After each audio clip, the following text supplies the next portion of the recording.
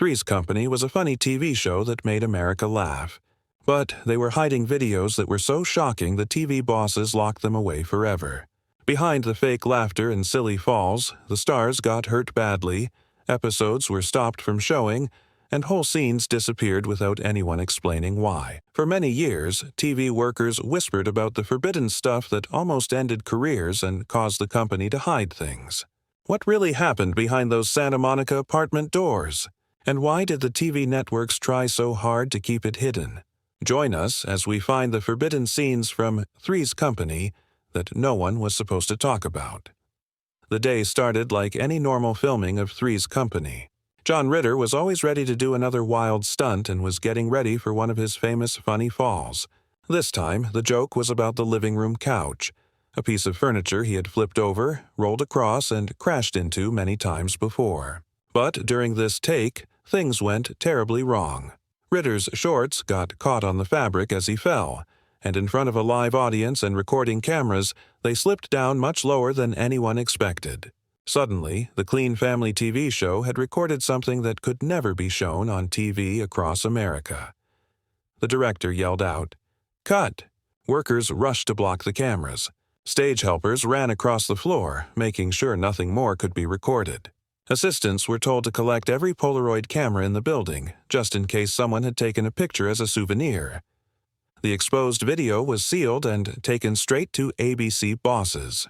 Their decision was quick. The entire scene would be filmed again, and the original take locked away where no one outside the network could ever see it. That single wardrobe disaster became famous behind closed doors. But people who worked on the show knew it wasn't the only time this happened. Ritter's talent for physical comedy always came close to disaster. His funny falls, flips, and quick improvisations were hilarious, but they also created plenty of material that never made it past the people who check content.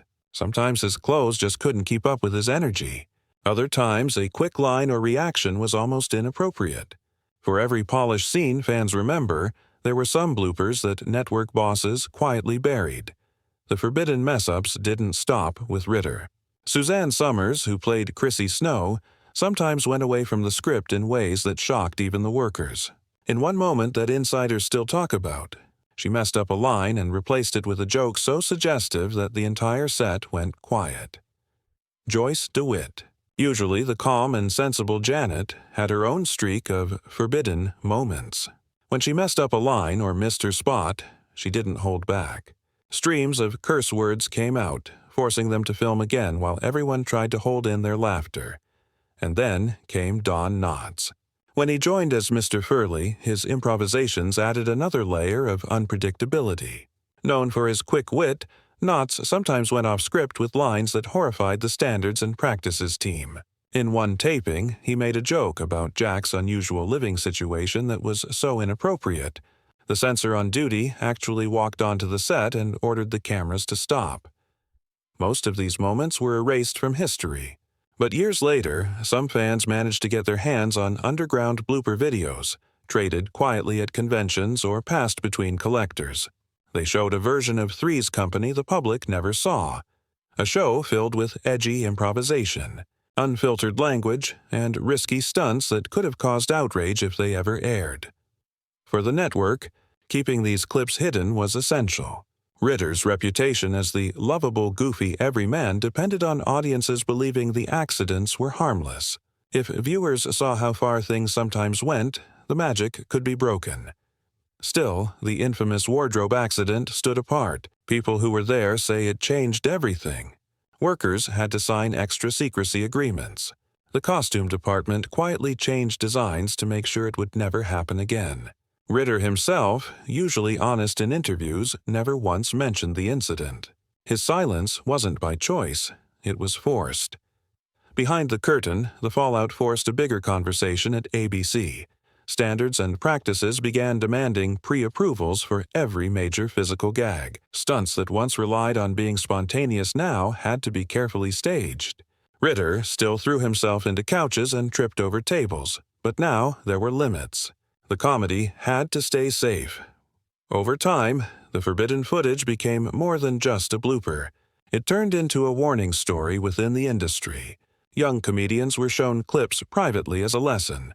Physical comedy could be bold, but never reckless. Networks wanted laughs, not lawsuits.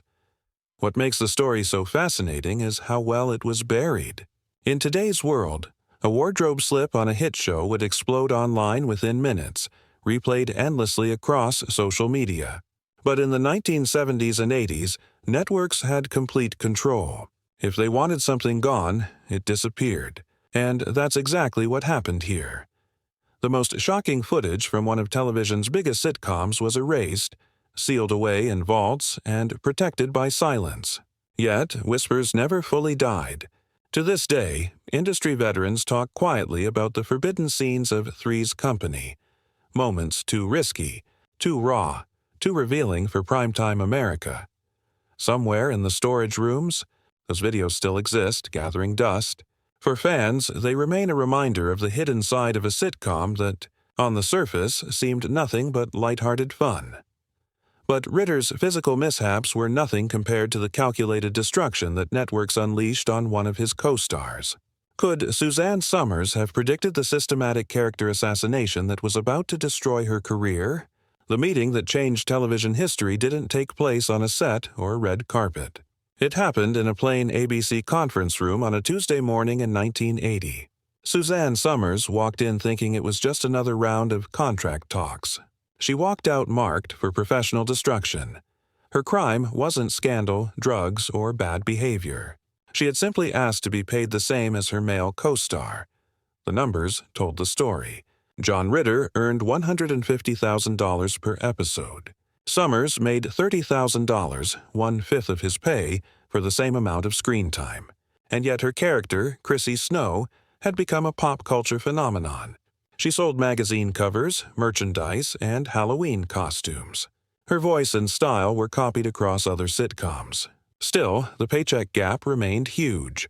Somers decided she couldn't ignore it anymore. ABC didn't just reject her request. They made an example out of her. The payback was swift. Scripts were rewritten to remove her from key scenes. The warm chemistry between Chrissy, Jack, and Janet was replaced by awkward phone calls.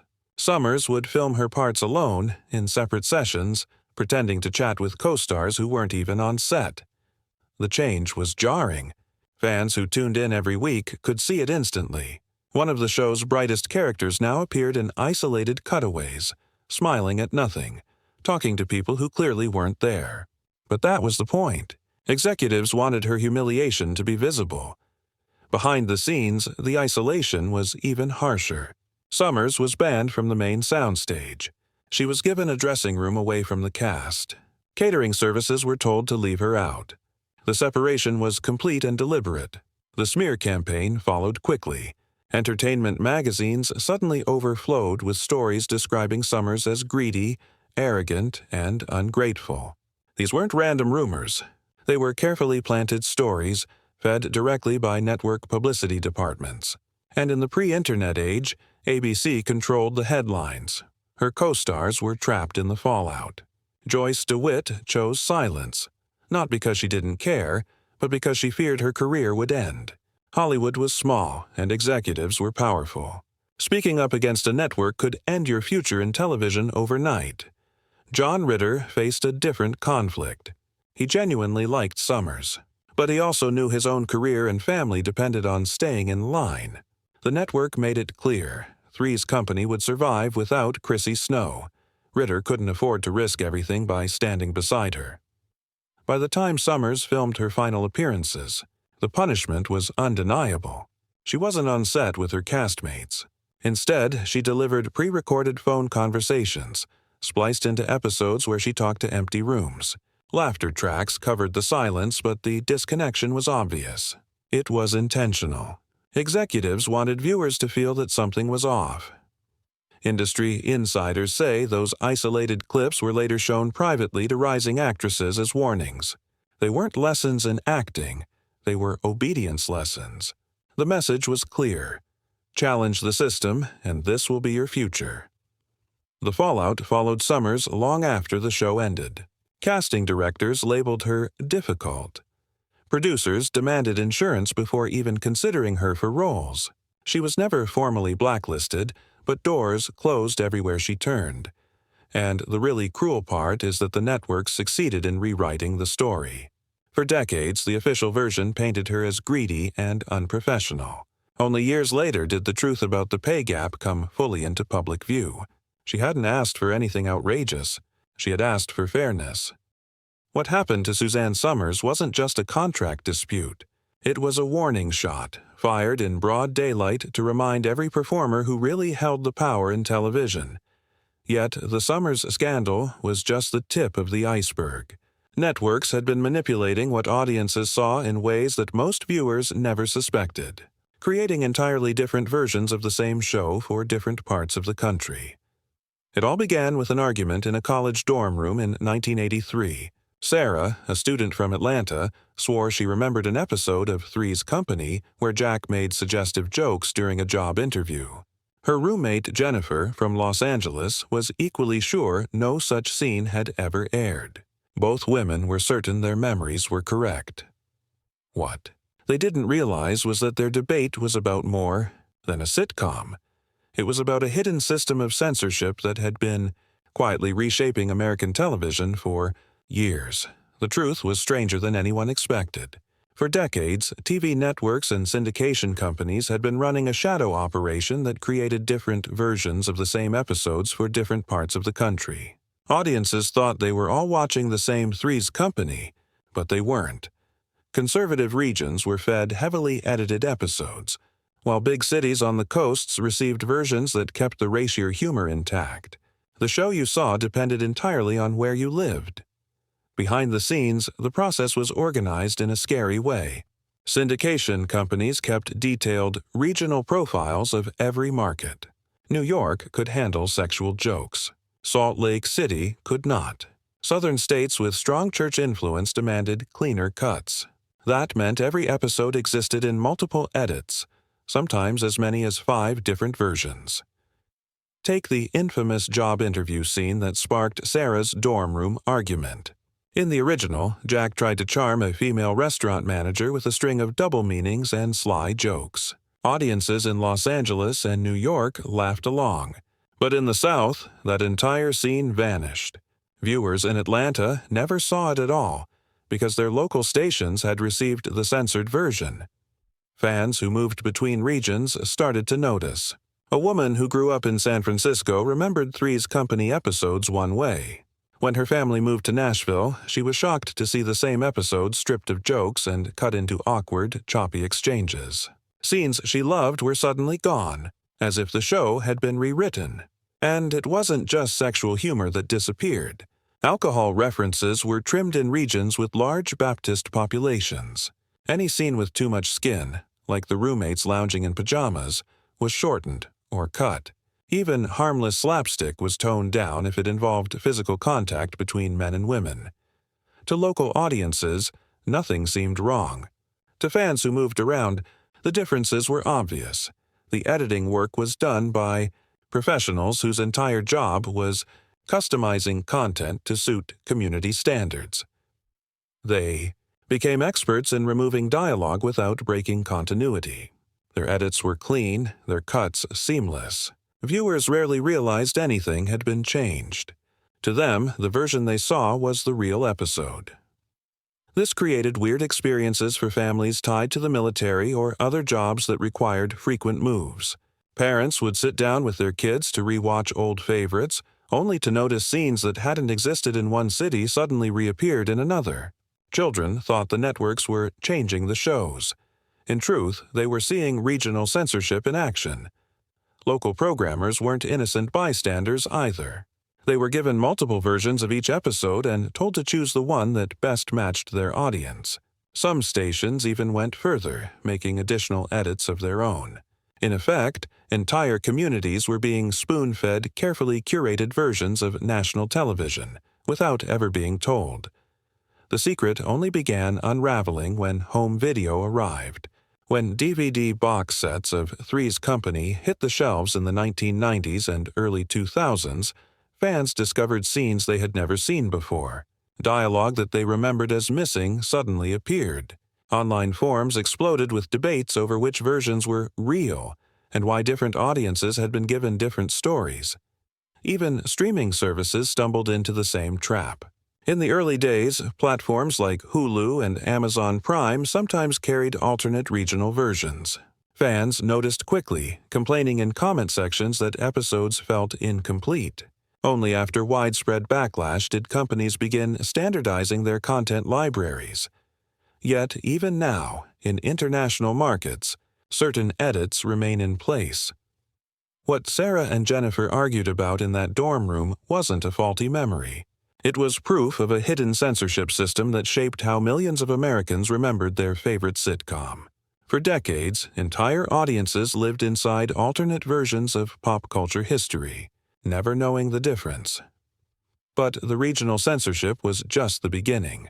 The real manipulation started before Americans ever saw Jack, Janet, and Chrissy, with buried pilot episodes that revealed how different the show was originally supposed to be. The Three's company America knew was cheeky, playful, and just risque enough to keep audiences laughing without crossing the line. But what most people don't know is that before Jack Tripper ever stepped into that Santa Monica apartment, there were other versions of the show, filmed pilots that pushed so far into taboo territory, ABC executives buried them before they could ever air. It was 1976, and the network was desperate for a hit. They turned to a British sitcom called Man About the House, a show that tackled adult living arrangements and sexual tension in ways United States television had never dared. When the American adaptation was first developed, producers leaned into the edgy elements. Jack wasn't just pretending to be gay to fool his landlord. In early drafts and in at least one filmed pilot, he was openly bisexual. That premise alone sent ABC into panic. Internal memos from the time show executives warning that authentic sexuality would sink the series before it even reached the public. Remember, this was the mid-70s. Norman Lear had already been battling censors with All in the Family and Maude. Even mild references to abortion or homosexuality drew outrage and boycotts. To build an entire sitcom around a character's bisexuality? For the network, it was a career risk.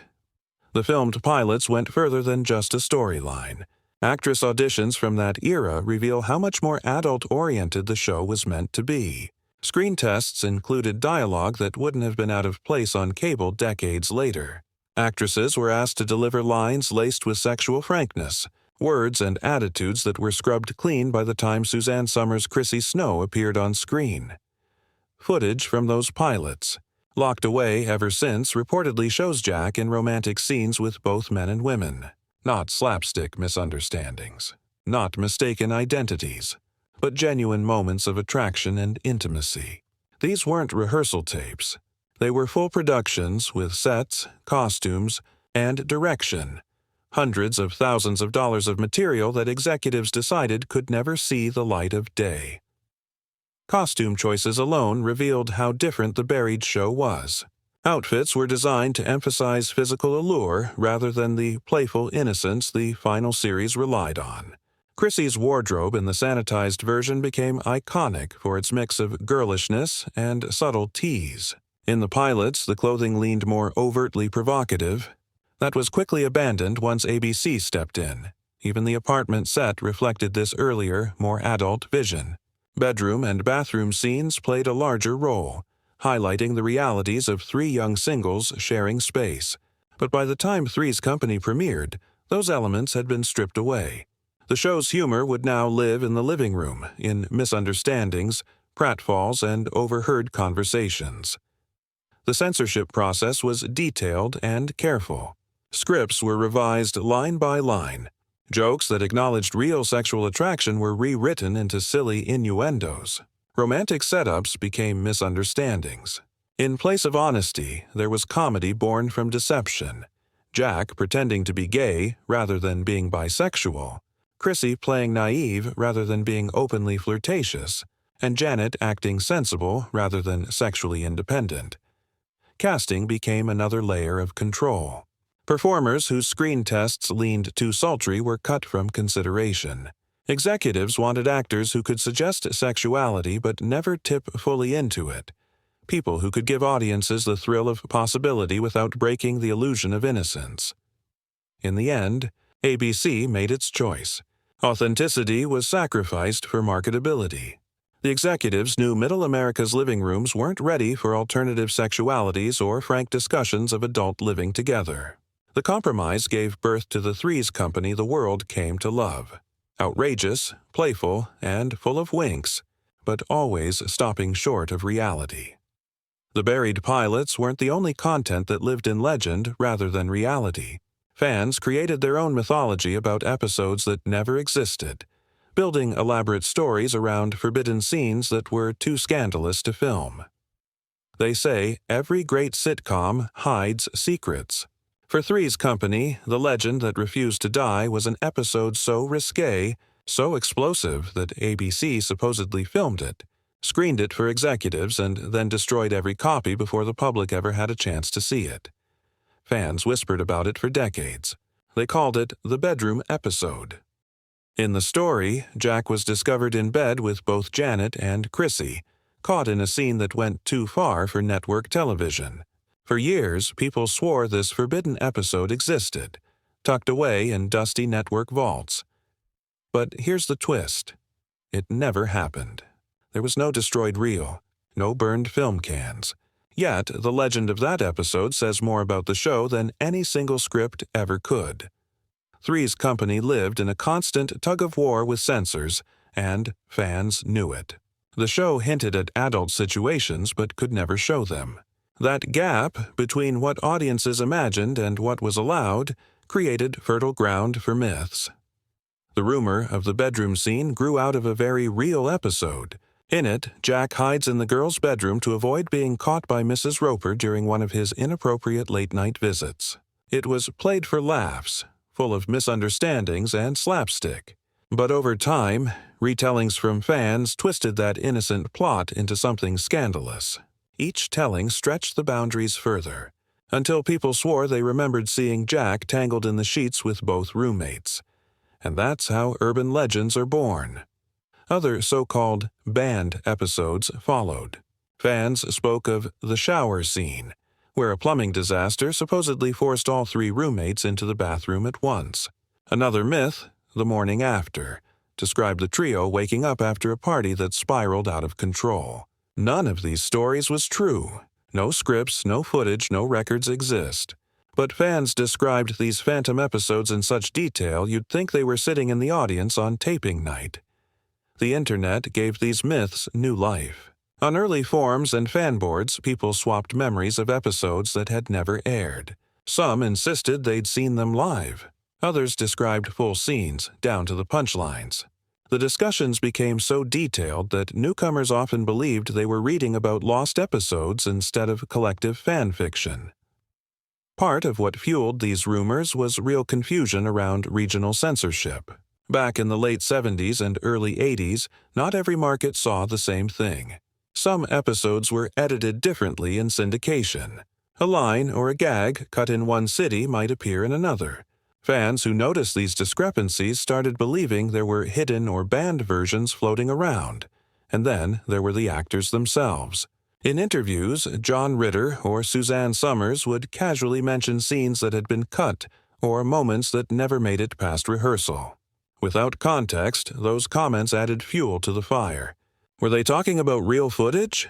Hypotheticals? The line blurred, and the audience filled in the blanks. Bootleg culture also played its part.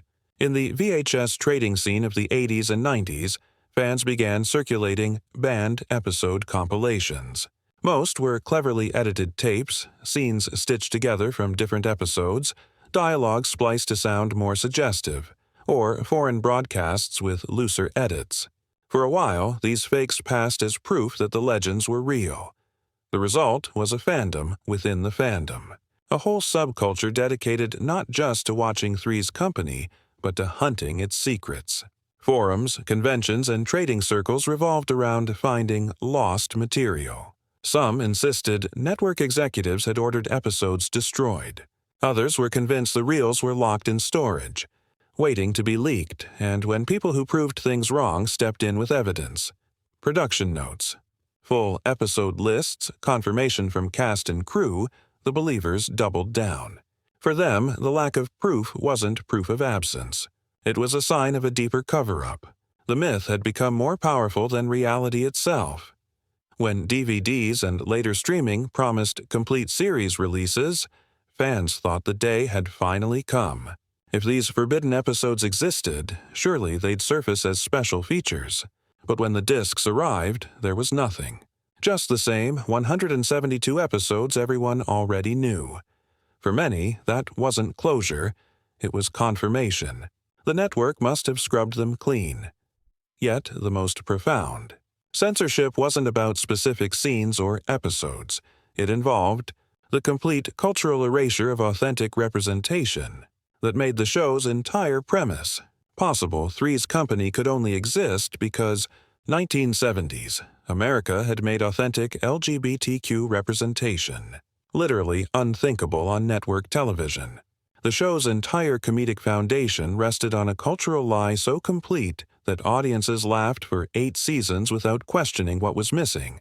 Jack Tripper's fake homosexuality was hilarious precisely because real gay people had been erased so thoroughly from mainstream media.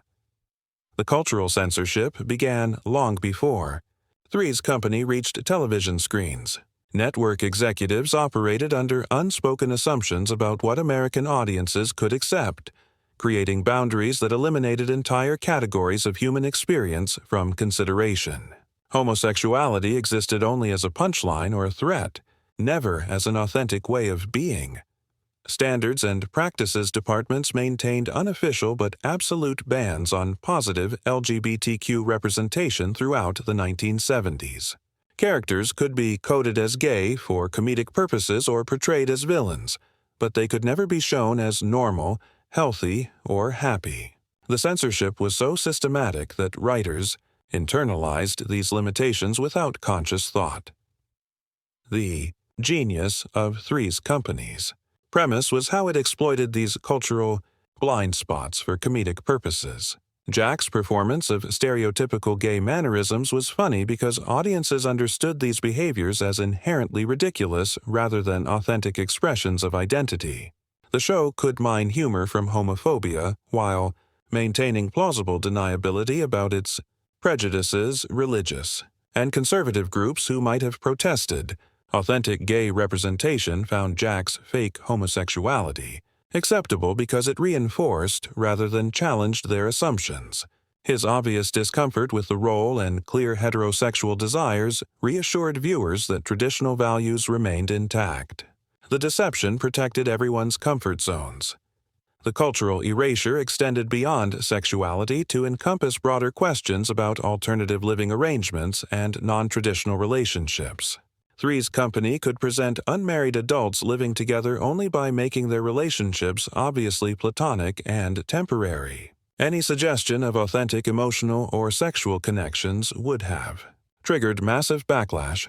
Network demographics research from this period reveals the systematic exclusion of LGBTQ viewers from target audience calculations. Market research assumed that gay and lesbian viewers either didn't exist in significant numbers or didn't influence purchasing decisions. This erasure justified the complete absence of authentic representation. The show's treatment of femininity was equally problematic, relying on stereotypes that reduced women to either sex objects or maternal figures. Chrissy's exaggerated femininity and Janet's practical masculinity represented the limited roles available to female characters in mainstream television. More complex or authentic portrayals were considered too risky for network broadcast. Behind the scenes, the entertainment industry employed many LGBTQ professionals who were forced to remain closeted to protect their careers. These writers, directors, and performers created content that systematically erased their own experiences and identities. The professional cost of authenticity was career risk. The cultural lies extended to the show's international distribution, where different countries received versions edited to match local prejudices and legal restrictions. Some markets removed even Jack's fake gay performance, finding it too threatening to traditional values. The show existed in multiple censored versions depending on local tolerances. Educational institutions that might have provided critical analysis of these cultural assumptions were themselves constrained by similar prejudices. Media studies programs avoided examining LGBTQ representation because acknowledging its absence would require explaining why it was missing. The silence became self-perpetuating. The long-term cultural impact was profound.